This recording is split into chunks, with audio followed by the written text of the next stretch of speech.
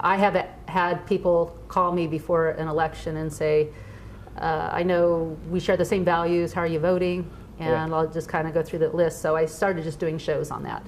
Yeah. So people, they kind of feel like they've watched the show and they share some of the values I have. Sure. So we're just going to go down the list. We have the governor's race, the state reps, judges, and the commissioner's race. So yeah, so through all those things, you know, our goal as a Republican Party is, number one, to elect Republicans to office.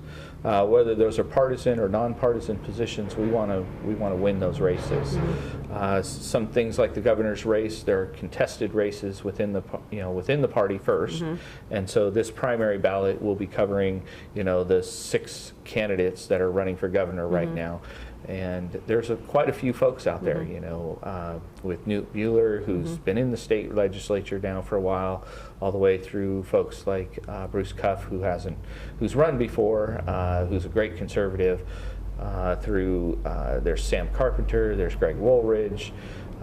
So there's a lot of people in that race, and we need to, hopefully get to the best conservative that we can. Right, because when we talk about our values, one of the problems is just because they have an R in front of their name, the Republican, doesn't mean that they're Republican. Yeah. As a matter of fact, we have some candidates here that say they're Republican and they're not. Yeah, and so we've seen some people. Hopefully, we've convinced them that being Republican is in the best way to help move our country forward. And so we see some of that actually coming out in like House District 23 with Mike Neerman and Chris Bledsoe.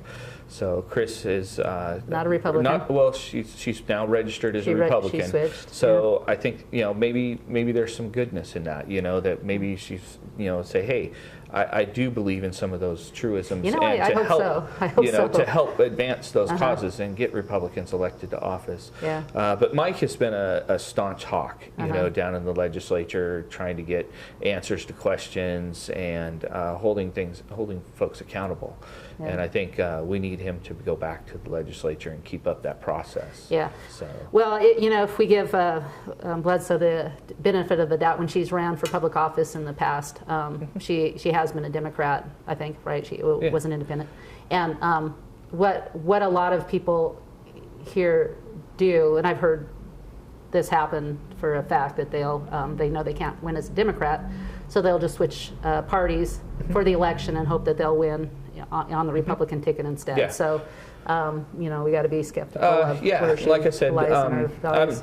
I would never want to say, oh, she's not a Republican, because like I say, people change. People do change, throughout their lifetimes. And, I think it's best to say, hey, we want you to come and help us get Republicans elected to office. And if sometimes that means challenging those Republicans, and helping them re-solidify and what really are our values, and see that those values are reflected through all of our leaders, property rights, or religious freedoms, or anything of that nature, then we want those candidates to stand strong. And hopefully, like in this race, that'll just exemplify, who is the stronger candidate to take those values back to the state legislature. Okay, so a lot of us in Yamhill County, our candidates are running uncontested on the Republican side. Yep. So, whether it's House District 25, 24, anyway, so the 23, if you're near Polk County area, and that side Dayton, of Amity, that kind of area, kind of eastern Yamhill County. Mike Neerman, I'd recommend. Mike Neerman is a candidate out there. So okay, so should we go now to governor?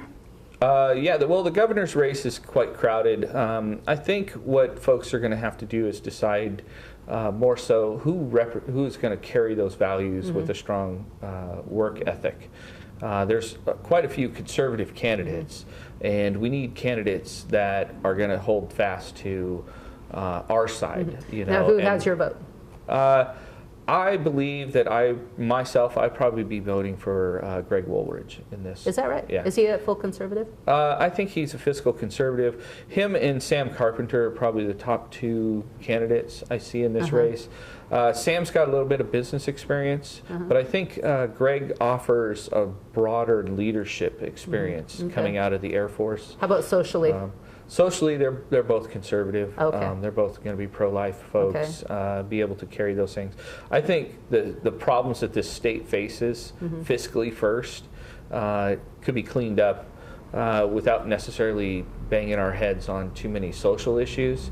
But I think the social issues are driving our indebtedness in this state and offering, too much. In the way of if doing somebody things. is pro-abortion, they like to say pro-choice, then they now they want a bunch of tax dollars, a huge Going amount of to tax those dollars. kinds of Yeah. things. Whereas somebody is pro-life, it's just like, well, we don't want our tax dollars to go there anyway. So yeah. So I think, like you say, some of those things, those social issues, they're probably going to be pretty much the same. But when you get to folks, when you're dealing with life issues, you really want to turn to something like the Oregon Right to Life, which will have a broader perspective because it's not just about the unborn, it's also about the elderly and taking care of our senior citizens, and the quality of life that they have. And so, it's even God gotten gives broader life. than that. If somebody is sick, there was a vote mentally on ill or something like that. taking away their food and their water and letting them die that way. Yeah. So, and that's it's gotten to be really it's tragic. Really dark. Yeah. So Greg has your vote on that, and okay. Well, in the past I voted for Bruce Cuff, and he's conservative and stuff, and I guess candidate, somewhere you kind of decide, well, where is it practical? Yeah. Newt Bueller, though, on the way, he's not. He's a lot of people even call him a Democrat. I would say he's mostly probably your typical product of being an Oregon Republican, which is kind of a middle of the road Republican. He's going to be on, say, a pro-life issue, right? He wants life, but I don't hold hope that he's going to be more of a negotiator, right? And while negotiating's not bad in that sense, we need someone that's actually going to start pulling back towards us, towards the values that we hold, because it seems that when we come to the table, we're coming with the what seems like a great offer that both sides are going to like, and then we end up moving further left. Well, that's just it. Things, they don't want to move further right, but they want us to move further left. Left. And I think Greg's experience in running larger, large Air Force bases or things like that, that he's going to be able to bring all those moving parts together a lot quicker and be able to offer leadership in giving direction to multiple state agencies at the same time. He'll probably also be a good candidate against Kate Brown because she wants to tax us more, and for what? I don't. We're not improving our education. Our DHS is in a shambles. We've got a telephone system that the Department of Administrative Services can't keep running. So it's like we're pouring money into this system and we're not getting results. So I think. Well, she made some decisions a couple days after she got a bunch of money from George Soros. So that should show people where she's at. Yeah. So, we need somebody with integrity, with a solid moral compass, and so they can't be bought. And that's why a Newt Bueller would scare me. Anybody who compromises, they don't have some solid core values. I think that there would be a tendency to be bought off. Values, or persuaded. I mean, our values come from God. Yeah. And so, I mean, if to have solid values, that comes from God. Yeah. If you're not with that, you're in a big gray area that can go all different directions. And you seem to meander, and on certain issues you think, why do they do this way and this that way? I would think that they would both fall in the same path or the same values or something, but it ends up not working that way for folks. So. Yeah.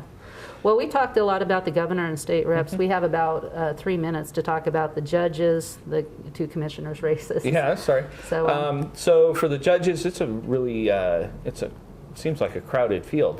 We have a judge that's retiring, and Lissel Miller seems to be the forerunner for our party in getting through, getting that person into.